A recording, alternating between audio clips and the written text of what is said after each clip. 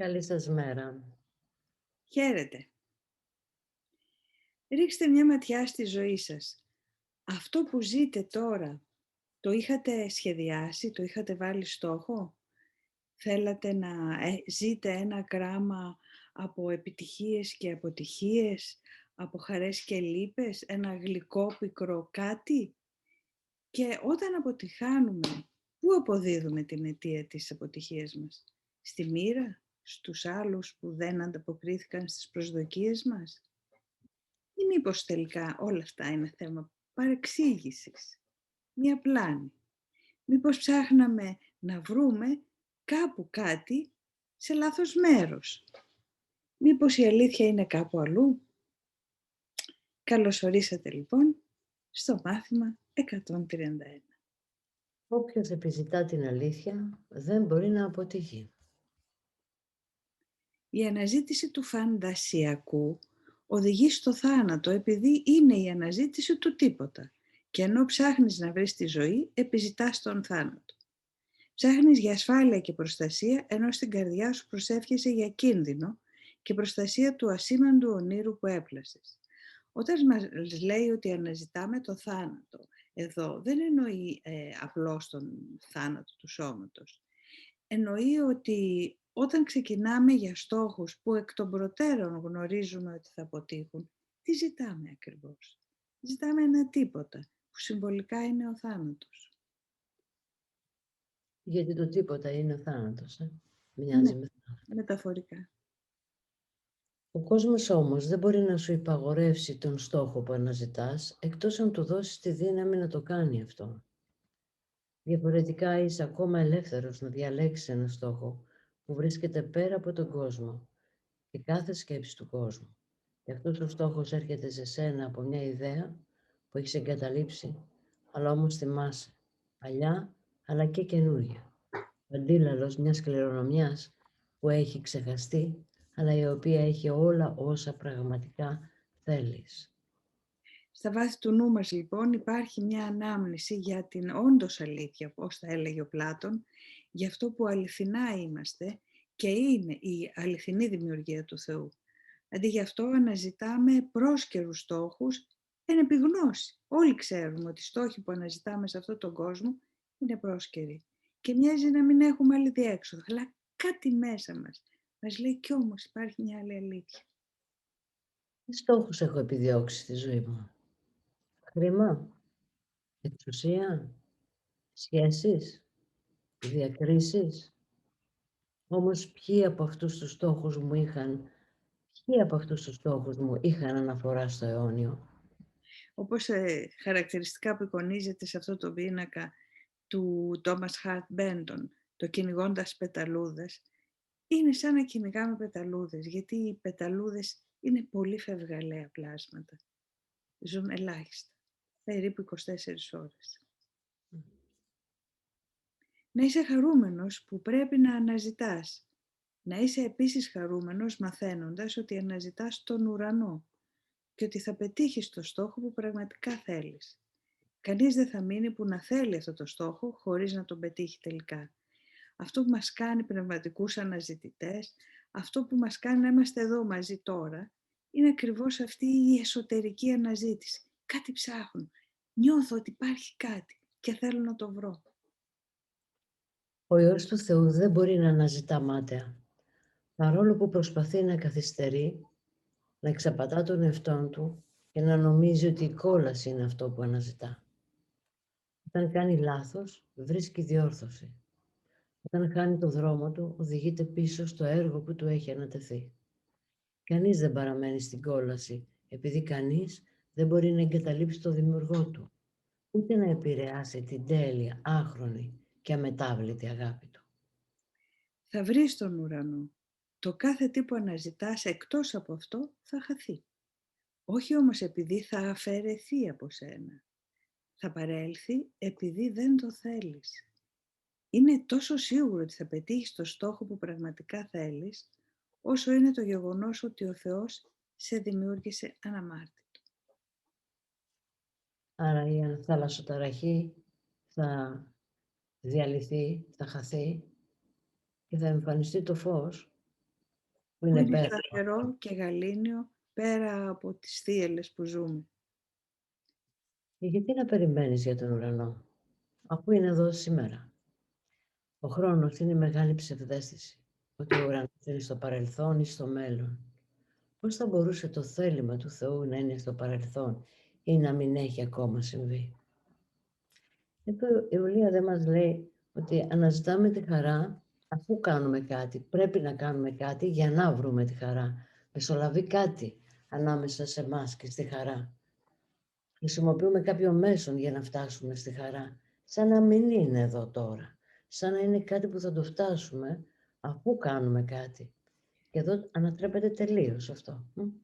Και μάλιστα θα το φτάσουμε και σε έναν μελλοντικό χρόνο, γιατί αφού πρέπει να προηγηθεί αυτό το κάτι της δράσης μας, να κάνουμε κάτι, να αποκτήσουμε κάτι, να πετύχουμε κάτι εκεί έξω, θα γίνει όταν θα.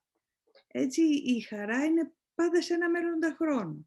Ενώ τα μαθήματα θαυμάτων μας λένε ότι η χαρά είναι η πραγματικότητά μας και είναι εδώ τώρα, απλά αθέατη για το νου ο οποίος κοιτάζει αλλού. Ό,τι αυτός θέλει υπάρχει τώρα χωρίς παρελθόν και χωρίς μέλλον. Είναι τόσο μακριά από το χρόνο όσο είναι ένα κεράκι από ένα μακρινό αστέρι ή ό,τι διάλεξες από ό,τι πραγματικά θέλεις. Επίσης εδώ μας λέει ότι ό,τι διαλέγουμε είναι διαφορετικό από αυτό που θέλουμε. Ναι, αυτό ίσως λίγο δυσκολεύεστε να το καταλάβετε. Μα αφού επιδιώκω αυτό που θέλω, είναι σίγουρο. Για θυμηθείτε πόσες φορές έχουμε μέσα μας αντιμαχόμενες φωνές, που μία μας λέει αυτό θέλεις να πεις και η άλλη λέει όχι, δεν θέλω να πω αυτό, θέλω να πω κάτι άλλο. Ζούμε συνεχώς μέσα σε μια αντίφαση. Ναι. Αλλά ο ουρανός παραμένει η μόνη άλλη επιλογή σου εκτός από τον παράξενο κόσμο που έπλασες και όλες τις ιδιοτυπίες του, τα μεταβαλλόμενα πρότυπά του και τους αβέβαιους στόχους του, τις οδυνηρές ειδονές του και τις τραγικές του χαρές. Ο Θεός δεν έπλασε αντιφάσεις. Είναι αυτό που μόλις είπαμε, Μαρία μου. Αυτές τις αντιφάσεις, είμαστε θύματα των αντιφάσεών μας. Θέλω και δεν θέλω να πάω κάπου, να πω κάτι, να κάνω πράγματα. Υπάρχουν μέσα μας δύο φωνές με πολλούς εκπροσώπους και παραλλαγές που συνεχώς η μία μας πρόχνει, γκάζει φρένο, ζούμε με αντιφάσεις. Και επίσης επιδιώκουμε στόχους που ξέρουμε ότι στο τέλος θα μας κάνουν να πονέσουμε. Αλλά είναι σαν να έχουμε μια κατανίκητη έλξη για αυτά. Πράγματι. Ο ουρανός όμως μας λέει είναι μια τελείως άλλη πραγματικότητα. Ακριβώς. Ο Θεός δεν υποφέρει από συγκρούσεις. Ούτε και η δημιουργία του είναι χωρισμένη στα δύο. Πώς θα ήταν δυνατόν να είναι ο Υιός του στην κόλαση όταν ο ίδιος ο Θεός τον εγκαθίδρυσε στον ουρανό. Πώς θα μπορούσε να χάσει ό,τι η αιώνια βούλησή του έχει δώσει, να είναι ο οίκος του για πάντα. Ας μην προσπαθούμε πια να επιβάλλουμε μια διαφορετική βούληση πάνω στον ένα και μόνο σκοπό του Θεού. Αυτός είναι εδώ επειδή αυτός θέλει να είναι και ό,τι αυτός θέλει είναι παρόν τώρα, υπεράνω της επίδρασης του χρόνου.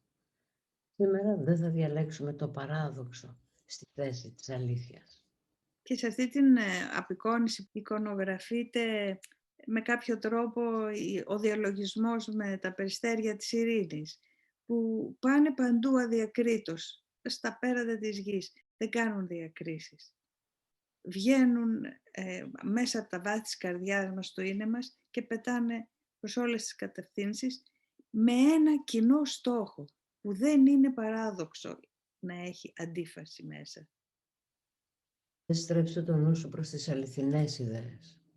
Όποιος επιζητεί την αλήθεια δεν μπορεί να αποτύχει και είναι η αλήθεια που επιδιώκουμε να βρούμε σήμερα.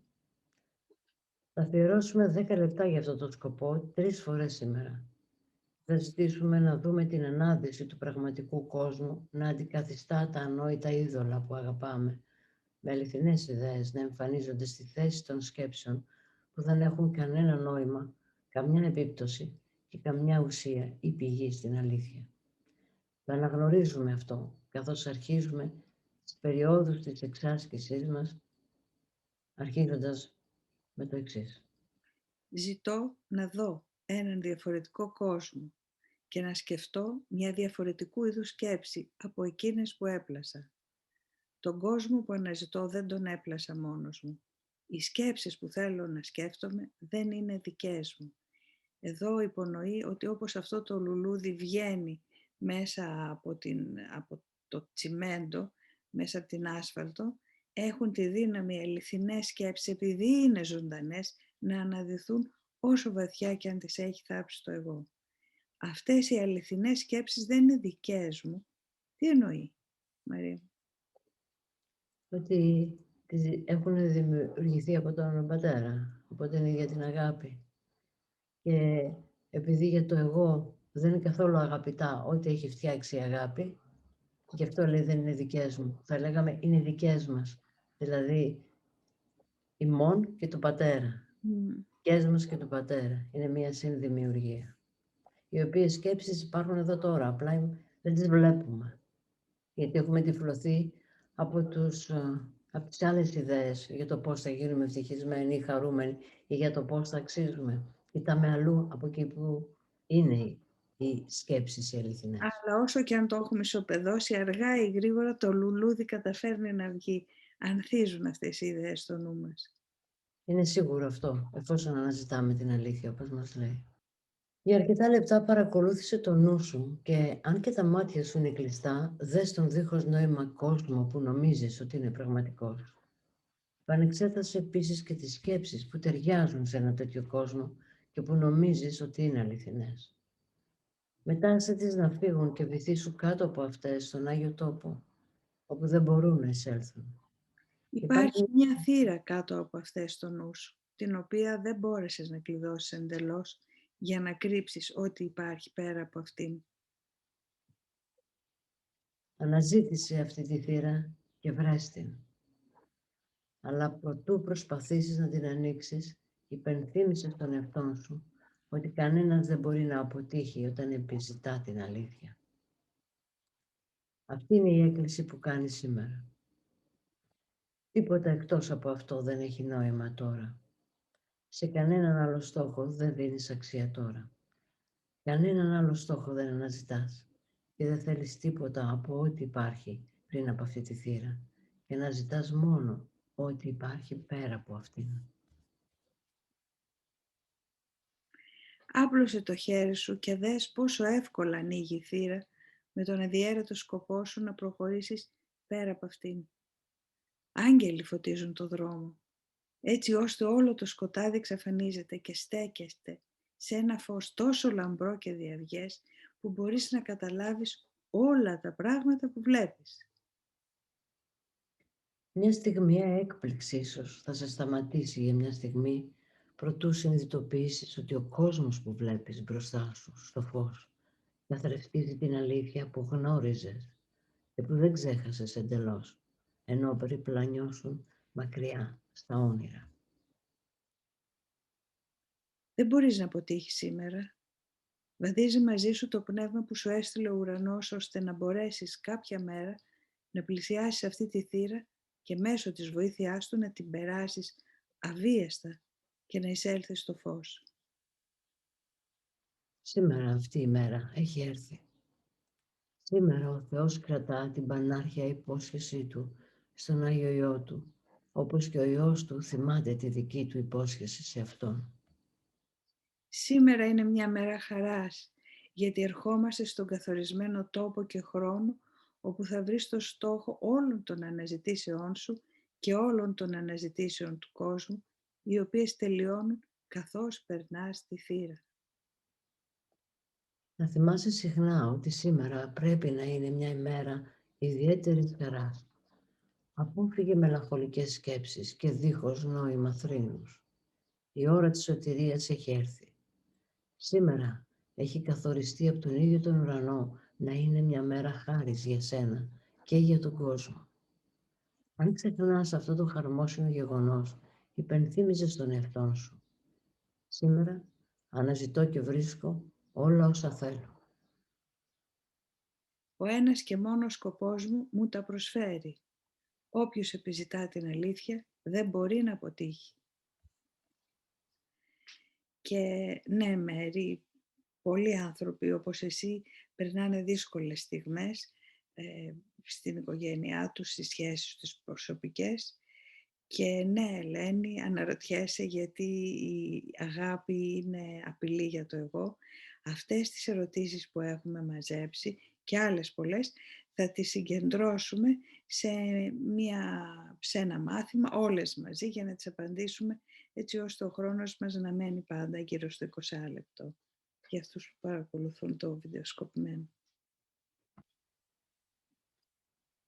Και αν έχετε και άλλες ερωτήσεις, στείλτε τις, θα τις απαντάμε πάντα. Και μέχρι τότε να γνωρίζουμε και να νιώθουμε και να πάμε στο καταφύγιο που υπάρχει μέσα στο νου μας, στο άλλο μέρος του νου μας, εκεί που κατοικεί η ειρήνη. Μέχρι τότε, μέχρι να απαντήσουμε στις ερωτήσεις για το νου που αναζητά απαντήσεις, ας στραφούμε στον οδηγό μέσα μας που θα μας οδηγήσει σε αυτό το σίγουρο καταφύγιο, σε αυτή τη φωλιά. Ούτε καταφύγιο είναι ούτε φωλιά, παρά μόνο από εδώ καθώς το κοιτάμε. Στην πραγματικότητα είναι το αληθινό μας σπίτι. Ας πάμε σε αυτόν τον Άγιο Οίκο σήμερα λοιπόν, για όσους αντιμετωπίζουν αυτά τα προβλήματα. Όποιος αναζητά να βρει την αλήθεια δεν μπορεί να αποτύχει αν αυτή αναζητάμε, όπως είπε και ο Ιησούς, το γράφει και στην Καινή Διαθήκη, χτύπα, ζήτα και θα σου δοθεί. Καλή εξάσκηση σήμερα. Χαίρετε. Καλημέρα.